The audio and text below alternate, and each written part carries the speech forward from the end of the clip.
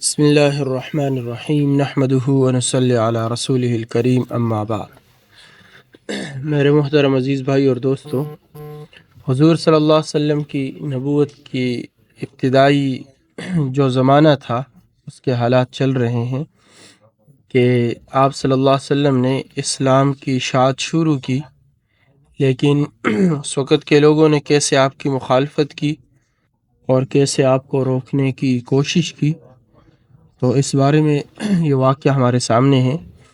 اشاعت اسلام روکنے کے لیے قریش کا مشورہ۔ قریش نے جب یہ دیکھا کہ روز بروز اسلام کی رفتار بڑھ رہی ہے، تو ایک روز ولید بن مغیرہ کے پاس جمع ہوئے، جو ان میں معمر اور سن رسیدہ تھا، اور یہ کہا کہ موسم حج کا قریب آ گیا ہے اور آپ کا ذکر اور چرچا سب جگہ پھیل چکا ہے، حضور صلی اللہ علیہ وسلم کا تذکرہ سب جگہ پھیل چکا ہے۔ اب اطراف و اکناف سے آنے والے تمہارے اس صاحب محمد رسول اللہ کے متعلق تم سے دریافت کریں گے، لہٰذا مل کر آپ کے متعلق ایک رائے قائم کر لینی چاہیے اور سب کے سب متفق الرائے ہو جائیں، اختلاف نہ رہنا چاہیے، ورنہ خود ہم میں ہی سے بعض کی تکذیب اور تردید کرے گا اور یہ اچھا نہ ہوگا۔ تو جو قریش تھے انہوں نے ولید بن مغیرہ، جو کہ اس وقت کے بڑے سردار بھی تھے، بہت مالدار بھی تھے، اللہ نے بہت زیادہ مال عطا کیا تھا، اولاد عطا کی تھی، یہاں تک کہ تفسیر عثمانی میں لکھا ہے کہ اس کا سالانہ جو اس کا نفع تھا وہ 1 کروڑ دینار تھے، جو کہ آج کے حساب سے خربوں اور پتہ نہیں کیا اس کا حسابی کیا بنے گا، بہت ہی زیادہ پیسے بنتے ہیں، اور پاؤنڈ کے حساب سے بھی دیکھا جائے تو بہت ہی زیادہ بنتے ہیں، تو بہت مالدار آدمی تھا۔ اور دوسرا یہ بھی لکھا ہے کہ مکہ سے لے کر طائف تک ان کے باغات اور کھیتوں کا ایک سلسلہ ہوتا تھا، اور جس کو آگے قرآن کی آیات ہے اس میں بھی اللہ نے بیان کیا کہ کیسے ہم نے ان کو مال اور اولاد دیے۔ تو ان سب نے ولید بن مغیرہ، جو کہ خالد ولید کے بیٹے ہیں، تو خالد رضی اللہ عنہ کے جو والد ہیں، ان سے ان سب نے کہا کہ ہم سب کی ایک رائے ہونی چاہیے، ورنہ تو ایسا ہو جائے گا کہ ہم میں سے بعض کی تکذیب اور تردید کرے گا اور یہ اچھا نہ ہوگا۔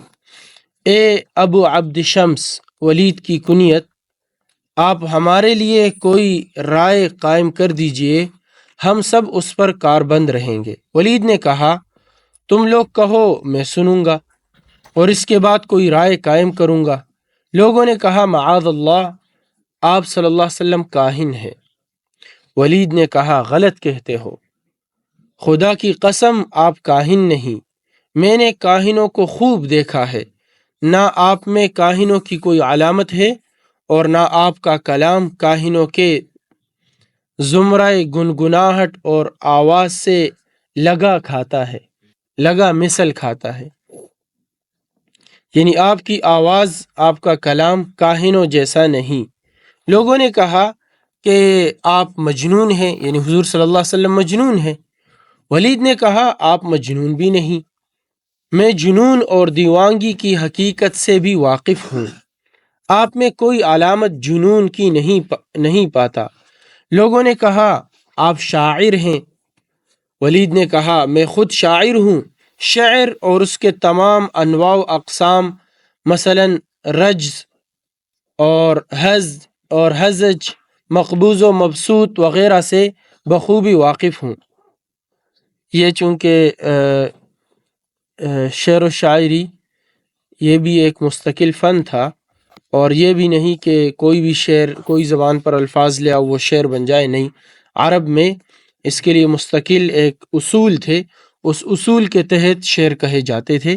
تو کہا کہ میں ان اصول کو خوب جانتا ہوں، آپ کے کلام کو شعر سے کوئی نسبت نہیں۔ لوگوں نے کہا آپ ساحر ہیں، یعنی جادوگر ہیں۔ حضور صلی اللہ علیہ وسلم کے بارے میں کہا۔ ولید نے کہا آپ صلی اللہ علیہ وسلم ساحر بھی نہیں، نہ ساحروں کا سا پھونکنا اور دم کرنا ہے، اور نہ ساحروں جیسا گرا لگانا ہے۔ لوگوں نے کہا اے ابو عبد شمس آخر پھر کیا ہیں؟ یعنی حضور صلی اللہ علیہ وسلم کے متعلق انہوں نے کہا کہ آخر وہ پھر کیا ہے؟ ولید نے کہا واللہ محمد صلی اللہ علیہ وسلم کے کلام میں ایک عجیب حلاوت و شیرینی ہے، اور اس پر عجیب قسم کی رونق ہے، اور اس قول کی جڑ نہایت تر و تازہ، اور اس کی شاخیں ثمردار ہیں۔ ثمردار یعنی پھلدار ہیں، یعنی یہ اسلام بمنزلہ شجرہ طیبہ کے ہیں کہ جڑیں اس کی محکم اور مضبوط اور زمین میں راسخ ہیں، اور اس کی شاخیں آسمان تک پہنچتی ہیں، فواکہ و ثمرات سے لدا ہوا ہے۔ اور جو کچھ تم نے کہا میں خوب جانتا ہوں کہ وہ سب باطل اور لغو ہے۔ میرے خیال میں سب سے زیادہ مناسب یہ ہے کہ یہ کہو کہ یہ شخص ساحر ہیں، اور اس کا کلام بھی سحر ہیں۔ اب اس سے پہلے خود اس نے انکار کیا کہ حضور صلی اللہ علیہ وسلم جادوگر نہیں ہیں، اور آپ کے کلام آپ نہ اس طرح جادوگروں کی طرح پھونک مارتے ہیں، نہ اس طرح دم کرتے ہیں، لیکن پھر بھی ساری باتوں کو دیکھتے ہوئے اب کچھ ایک بات بھی حضور پر صادق نہیں آ رہی، لیکن پھر بھی اب کچھ نہ کچھ تو ان کو یعنی کہنا ہے۔ تو کہا کہ ان ساری باتوں میں سے جو مجھے زیادہ مناسب لگا وہ یہ کہ یہ شخص ساحر ہیں، اور اس کا کلام بھی سحر ہے، جو میاں بیوی اور باپ بیٹے، بھائی بھائی اور قبیلہ اور کنبہ میں تفریق ڈالتا ہے، جو خاصہ سحر کا ہے۔ اس بات کو سامنے رکھتے ہوئے سحر کی وجہ بتائی۔ مجلس برخاست ہو گئی۔ جب حج کا موسم آیا اور باہر سے لوگ آنے شروع ہوئے تو قریش نے آدمی راستوں اور گزرگاہوں پر بٹھلا دیے۔ جو شخص ادھر سے گزرتا اسے محمد رسول اللہ کی نسبت کہتے کہ یہ ساحر ہیں، اس سے بچتے رہنا۔ مگر قریش کی اس تدبیر سے اسلام کو کوئی نقصان نہیں پہنچا، بلکہ اطراف و اکناف سے آنے والے حضرت صلی اللہ علیہ وسلم سے بخوبی واقف ہو گئے۔ دیکھو یہ ہوتا ہے نا، انہم یکیدون کیدا واکید کیدا، کافر ایک چال چلتے ہیں لیکن اللہ بھی ایک تدبیر چلتے ہیں۔ اب انہوں نے چاہا کہ حضور کو یعنی لوگ حضور کے پاس نہ جائیں۔ اب مثال کے طور پر اگر خود حضور صلی اللہ علیہ وسلم کھڑے ہوتے اور اب لوگوں کو اپنی طرف بلاتے تو فرض کر لو 4 راستے ہیں تو ان میں سے ایک راستے پر ہوتے، اور ایک راستے والے آپ سے واقف ہوتے، 3 راستے والے تو واقف نہ ہوتے۔ لیکن اللہ نے دیکھو کیا نظام چلایا، ان کی زبان سے حضور کی تعریف شروع ہو گئی، ان کی زبان سے حضور کی پہچان شروع ہو گئی، کہ چاروں راستوں پہ انہوں نے آدمی کھڑے کیے اور سب کو یہ کہا جا رہا ہے بھائی اس آدمی کے پاس، کس آدمی کے پاس، لازمی بات ہے سب کو تو پتہ بھی نہیں تھا، ملکوں سے لوگ آنے والے تھے۔ اب تعارف ہو رہا ہے کہ آخر میں یہ کہا کہ وہ ساحر ہیں، تو لازمی بات ہے جو بھی عقل مند آدمی ہوگا ضرور اس کے دل میں ایک تشویش پیدا ہوگی اور ایک مادہ پیدا ہوگا کہ آیا میں تحقیق کر لوں یہ کون شخص ہیں، یہ کیسے شخص ہیں۔ علامہ زرقانی فرماتے ہیں کہ اس حدیث کو ابن اسحاق، حاکم اور بیہقی نے سند جید کے ساتھ روایت کیا ہے۔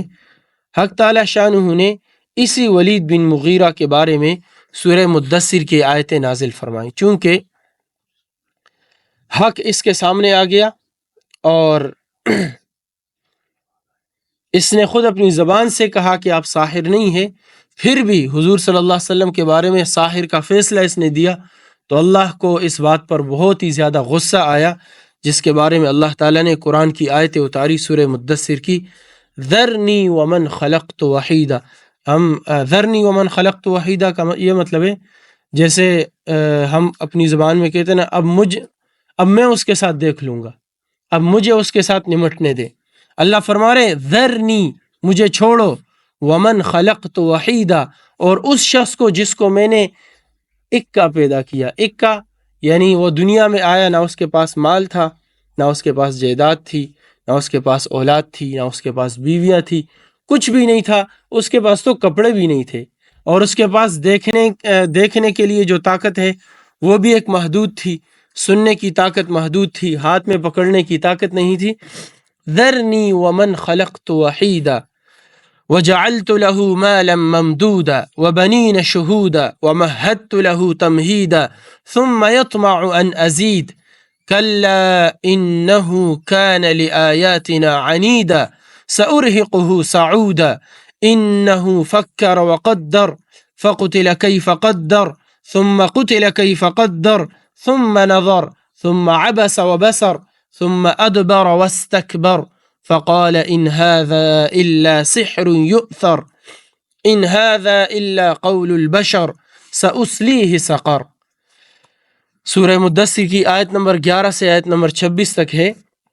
اللہ تعالیٰ فرما رہے آپ چھوڑ دیجئے مجھ کو اور اس شخص کو جس کو میں نے تنہا پیدا کیا، یعنی خود اس سے نمٹ لوں گا، آپ فکر نہ کریں، اور میں نے ہی اس کو مال فراواں دیا اور ایسے بیٹے دیے کہ جو مجلس میں حاضر ہو، اور دنیاوی عزت اور سرداری کے سامان اس کے لیے مہیا کیے، پھر طمع رکھتا ہے کہ اور زیادہ دوں، ہرگز نہیں، وہ اس قابل نہیں، وہ ہماری آیتوں کا معاند اور مخالف ہیں، میں ضرور اس کو دوزخ کے پہاڑ پر چڑھاؤں گا اور پھر اوپر سے نیچے گراؤں گا۔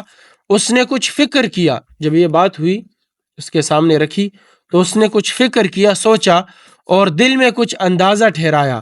ان ساری باتوں میں سے کس بات کو سامنے لایا جائے، اس بات کا اندازہ ٹھہرایا، پس مار ہو اس پر اللہ کی، کیا اندازہ کیا، پھر مار ہو کیسا اندازہ ٹھہرایا، پھر ادھر ادھر دیکھا۔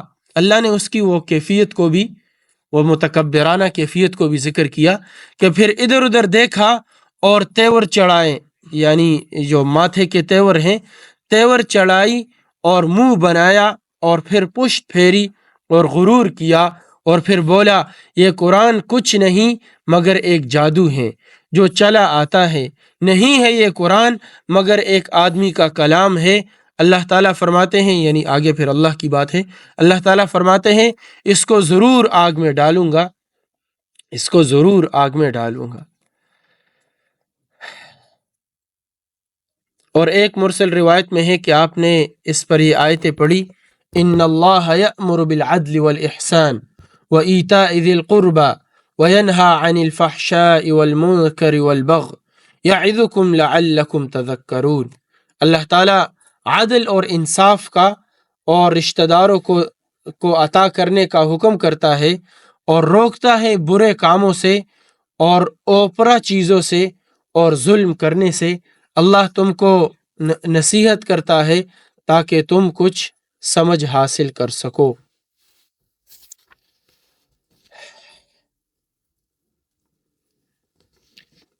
اس کے بعد ہے اسلام حمزہ رضی اللہ عنہ۔ حضرت حمزہ رضی اللہ عنہ کیسے مسلمان ہوئے، ان کے حالات ہیں۔ ایک روز رسول اللہ صلی اللہ علیہ وسلم کوہ صفا کی طرف سے گزر رہے تھے، اتفاق سے ابو جہل بھی اسی طرف سے آ نکلا۔ آپ کو دیکھ کر بہت کچھ سخت و سست کہا، مگر آپ نے ابو جہل کے ناشائستہ کلمات کا کوئی جواب نہیں دیا۔ جواب جاہلہ باشد خاموشی، فارسی میں کہتے ہیں کہ جاہلوں کو جواب دینا کیا ہے، خاموش ہو جاؤ، تمہاری خاموشی ان کو جواب ہے۔ اور آپ صلی اللہ علیہ وسلم تشریف لے گئے۔ عبداللہ بن جدعان کی باندھی یہ تمام واقعہ دیکھ رہی تھی۔ اتنے میں حضرت حمزہ رضی اللہ عنہ شکار سے اپنا تیر کمان لیے ہوئے واپس ہوئے۔ عبداللہ بن جدعان کی باندھی نے حضرت حمزہ رضی اللہ عنہ کو دیکھ کر کہا، اے ابو عمارہ، کاش تم اس وقت موجود ہوتے جب ابو جہل تمہارے بھتیجے کو نہایت سخت و سست اور نازیبا کلمات کہہ رہا تھا۔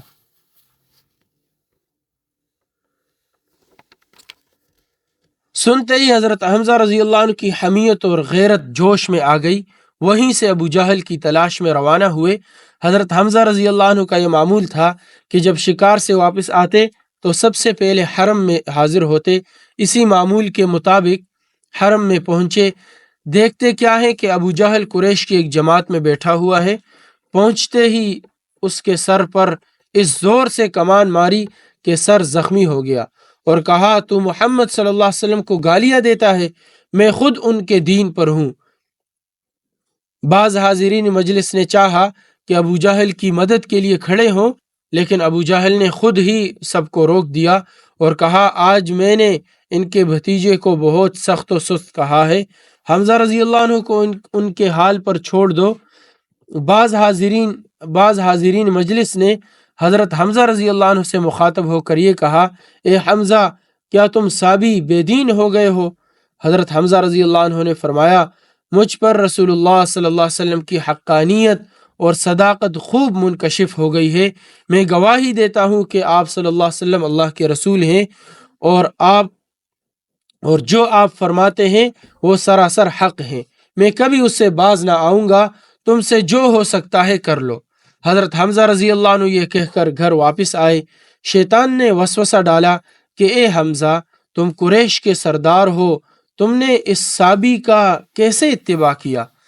صابی جو پہلے دین سے ہٹ کر دوسرا دین اختیار کر لے، حضور صلی اللہ علیہ وسلم کے بارے میں بھی ان کے ذہن میں صابی کا لفظ آیا، اور اپنے آباء و اجداد کا دین کیوں چھوڑ دیا؟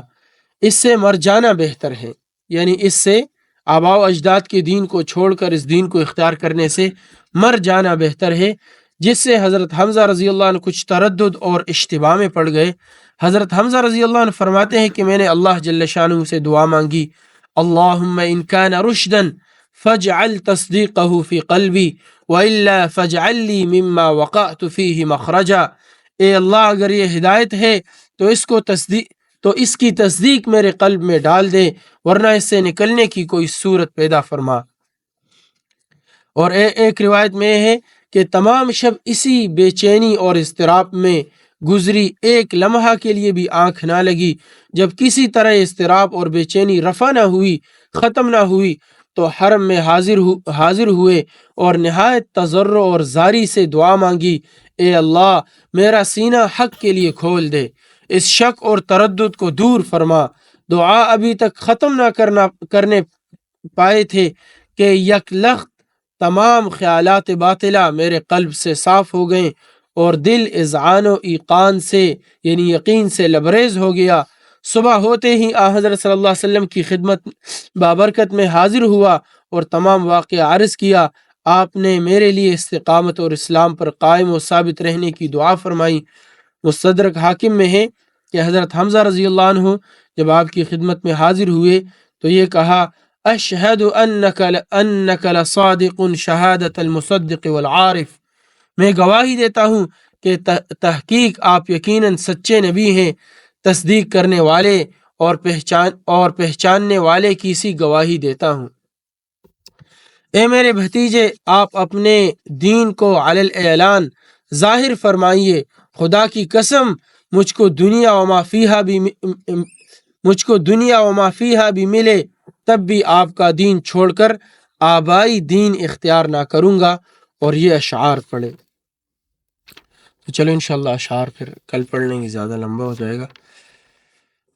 تو یہ تھا حضرت حمزہ رضی اللہ عنہ کا اسلام، حضور صلی اللہ علیہ وسلم کی ابتدائی زندگی، آپ صلی اللہ علیہ وسلم کیسے محنت کرتے تھے، اسلام کی طرف لوگوں کو بلاتے تھے۔ تو اسلام شروع میں اوپرا تھا اور آہستہ آہستہ پھیلتا گیا، اور پھر ایسا وقت آیا کہ اللہ تعالیٰ نے حضرت عمر بن عبدالعزیز رحمۃ اللہ علیہ کے زمانے میں 40 لاکھ مربع میل کے زمین میں اللہ نے اسلام کو پھیلا دیا۔ اور ایک وقت ایسا بھی آئے گا کہ پوری دنیا میں کوئی گھر بھی ایسا نہیں رہے گا جس میں حضور صلی اللہ علیہ وسلم کا کلمہ نہ پہنچ جائے، کیونکہ آپ صلی اللہ علیہ وسلم کا فرمان ہے، میرے نام کے ساتھ موسوم ہوگا ایک شخص اور میری کنیت اس کی کنیت ہوگی، یعنی محمد اس کا نام ہوگا اور ابو القاسم اس کی کنیت ہوگی۔ امام مہدی کے بارے میں آپ نے فرمایا اس وقت ساری دنیا کفر و ضلالت سے بھری ہوگی، اور وہ ایسی محنت کریں گے کہ جیسے ساری دنیا کفر سے بھری ہوگی ایسے وہ پوری دنیا کو اسلام سے بھر دیں گے۔ تو ایک وقت انشاءاللہ ایسا آئے گا کہ ہر کچے پکے گھر میں ہمارے پیارے نبی حضرت محمد صلی اللہ علیہ وسلم کا کلمہ پہنچے گا۔ اللہ تعالی ہمیں ہمارے پیارے نبی حضرت محمد صلی اللہ علیہ وسلم کے نقش قدم پر چلنے کی توفیق نصیب فرمائے۔ سبحان اللہ و بحمدہ، سبحانک اللہم و بحمدک۔